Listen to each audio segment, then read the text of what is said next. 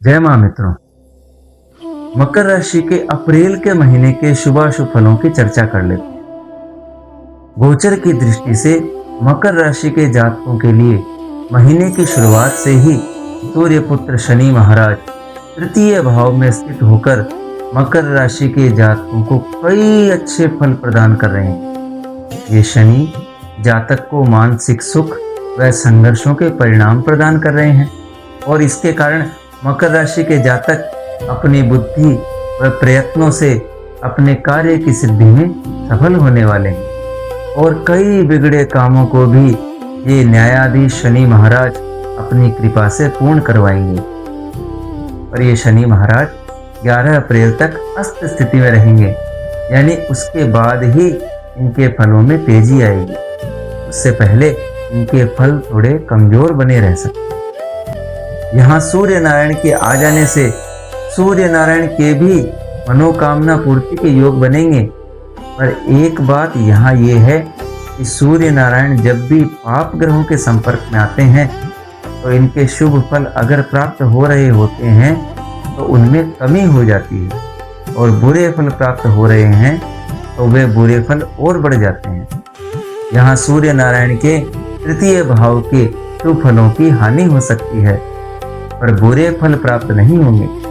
तो मकर राशि के जातकों को जब तक सूर्य राशि परिवर्तन नहीं करते हैं तब तक अच्छे फल प्राप्त होंगे। पर 14 अप्रैल को सूर्य नारायण का गोचर चतुर्थ स्थान में मेष राशि में होगा, जो कि मकर राशि के लिए आंतरिक क्लेश वाले और सुख के नाश वाले योग उत्पन्न करेंगे।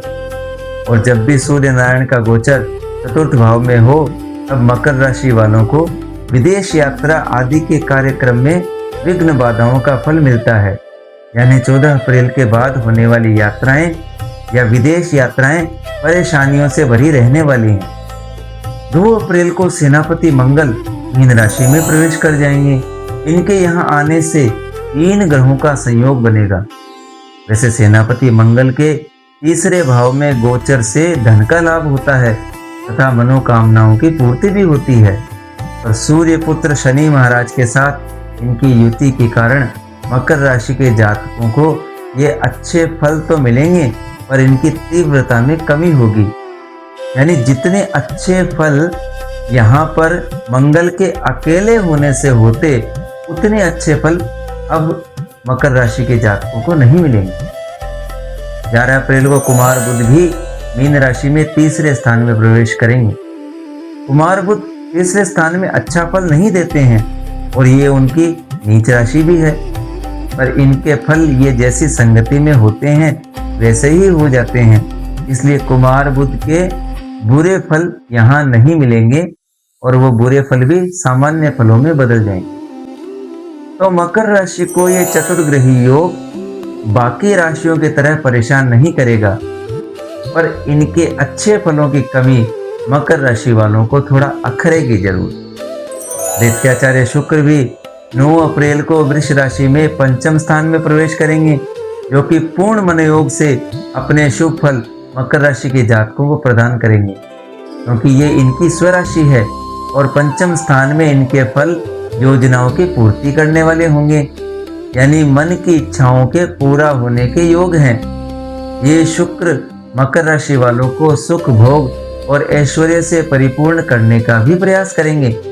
अब अगर आपकी कुंडली में शुक्र जिस किसी भाव से संबंधित होकर यदि शुभ स्थिति में बैठे हैं तो उनके उस भाव से संबंधित फलों में बहुत ही वृद्धि होने वाली है।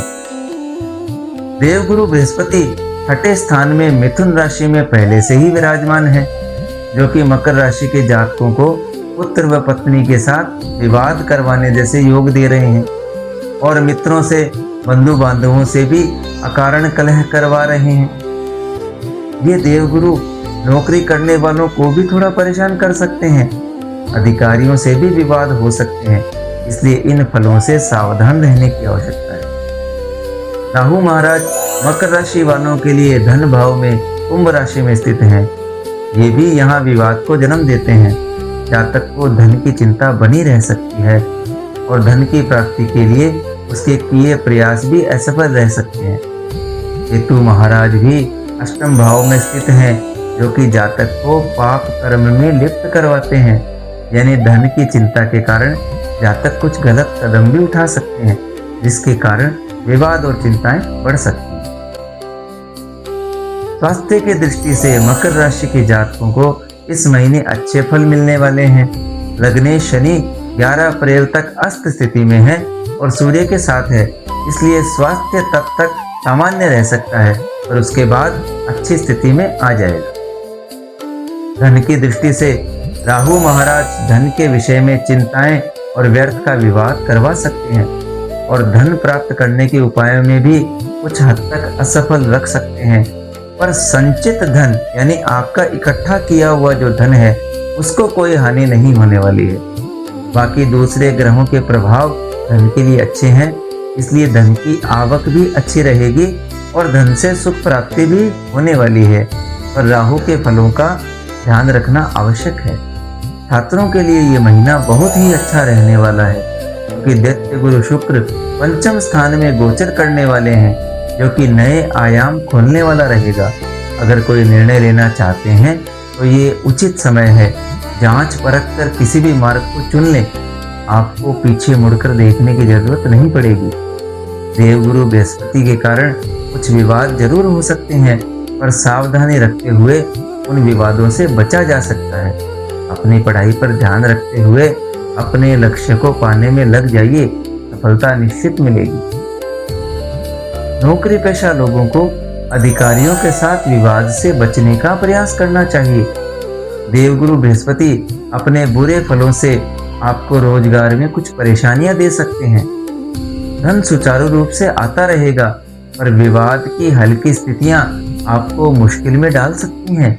अगर स्थान परिवर्तन करना चाहते हैं तो ये अच्छा समय है, पर अपनी कुंडली का निर्णय करवा कर ही ऐसे स्टेप उठाएं, क्योंकि आपकी महादशा की कहानी भी तो जानना जरूरी है। पर गोचर में किसी प्रकार की कोई समस्या नहीं होने वाली। वैवाहिक जीवन इस महीने अच्छा ही रहने वाला है। आखिर जब धन और स्वास्थ्य अच्छा हो तो नित नए नए विचार आते हैं, कहीं घूमने जाने का भी प्रोग्राम बनता है और कुछ लेन देन भी अच्छा होता है, तो साथी को बहुत अच्छा लगता है। तो इस अच्छे समय का लाभ अवश्य लीजिए, क्योंकि इस समय मानसिक स्थिति अच्छी रहने वाली है, तो जीवन में कुछ मधुर यादें संजोना तो बनता ही है। व्यापार की दृष्टि से ये समय मकर राशि वालों के लिए उत्तम है। इस समय व्यापार भाव का स्वामी शुक्र बहुत अच्छी स्थिति में है, तो व्यापार में आय के नए स्रोत जुड़ सकते हैं, नई योजनाएं भी लागू हो सकती हैं और नए लोगों से जान पहचान का भी लाभ मिलने वाला है। पुराने अगर कोई विवाद चल रहे हो तो अभी उनको आपसी समझ से दूर करने का अच्छा समय है। समझदारी से आगे बढ़ें। धन का लेन देन भी अच्छा रहने वाला है और व्यापार में प्रगति भी होने वाली। भाग्य की स्थिति सामान्य ही रहने वाली है, क्योंकि भाग्येश बुध तृतीय स्थान में अच्छा फल नहीं देने वाले हैं और बाकी ग्रहों के साथ से उनके फल सामान्य बने रहेंगे और बाकी स्थितियां अच्छी रहने के कारण भाग्य भी अच्छा ही महसूस होने वाला है। अभी बहुत अधिक भाग्य आजमाने का समय तो नहीं है, पर भाग्य में जो अड़चनें अब तक आ रही थी उन सब के दूर होने की स्थितियां बन सकती हैं। इस महीने इच्छाएं भी पूरी होने के योग बनते हैं। बहुत समय से चली आ रही मनोकामनाओं के पूरा होने या उनमें कुछ सकारात्मक संकेत मिलने के योग हैं। अगर आप बहुत समय से रुके हुए हैं और कुछ अपने शौक पूरे करना चाहते हैं तो ये अच्छा समय है। बहुत अधिक लोन वगैरह या कर्जा करके शौक पूरे करना तो ठीक नहीं है, पर थोड़ा बहुत रिस्क तो ले ही सकते हैं। विदेश यात्राओं की दृष्टि से 14 अप्रैल के बाद यात्राओं में विघ्न बाधाएं आने के योग बनते हैं।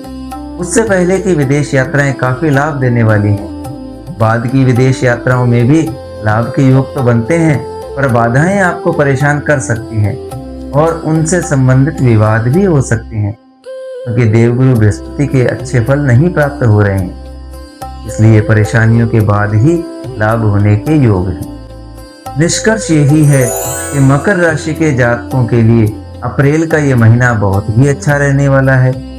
थोड़े विवाद और यात्राओं की बाधाओं को छोड़ दें तो इस महीने की स्थितियां काफी अच्छी रहने वाली हैं। इस महीने बहुत सारे रुके काम भी बनेंगे और नए अवसर भी प्राप्त होने वाले हैं।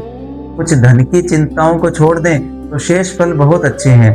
बस धन के लिए किसी पाप कर्म में अपने आप को लिप्त ना होने दें, नहीं तो परेशानियां बढ़ सकती हैं। बात करें उपाय की, तो देवगुरु बृहस्पति और राहु के बुरे फलों से बचने के लिए राम रक्षा स्तोत्र का पाठ करें और हनुमान चालीसा के भी 7 या 11 पाठ नित्य करें। इससे मंगल और शनि के अच्छे फलों में वृद्धि भी होगी। और सबसे अंत में ध्यान देने वाली बात ये सामान्य राशिफल है।